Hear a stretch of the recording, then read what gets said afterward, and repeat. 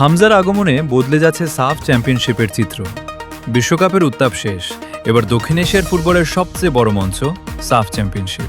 তবে এবারের আসর অন্য সববারের চেয়ে আলাদা, কারণ প্রথমবার বাংলাদেশের জার্সিতে খেলতে নামছেন ইংলিশ ফুটবলে পরিচিত মুখ হামজা চৌধুরী। শুধু বাংলাদেশের জন্যই নয়, হামজার মতো তারকা ফুটবলারের অংশগ্রহণে সাফ চ্যাম্পিয়নশিপের ব্র্যান্ড ভ্যালু বেড়েছে কয়েক গুণ।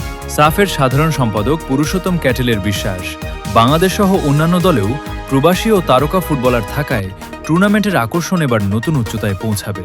বাংলাদেশের লক্ষ্য স্পষ্ট, 23 বছরের শিরোপা খরা খোঁচানো। জাতীয় দলের কোচ টমাস ডুলি মনে করেন, লক্ষ্য ঠিক থাকলে অসম্ভব কিছু নয়। তবে তিনি সতর্ক, অতিরিক্ত আত্মবিশ্বাস নয়, নিজেদের স্বাভাবিক খেলাটাই খেলতে চান তার শিষ্যরা।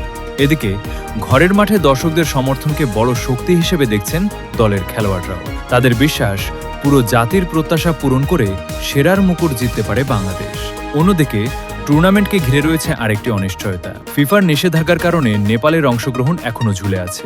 নির্ধারিত সময়ের মধ্যে নিষেধাজ্ঞা না উঠলে 6 দল নিয়েই অনুষ্ঠিত হবে এবারের সাফ চ্যাম্পিয়নশিপ। সব মিলিয়ে তারকায় ভরপুর দল, বাড়তি উত্তেজনা আর শিরোপার লড়াই। এবারের সাফ চ্যাম্পিয়নশিপ হতে যাচ্ছে দক্ষিণ এশিয়ার ফুটবলের অন্যতম আকর্ষণীয় আসর।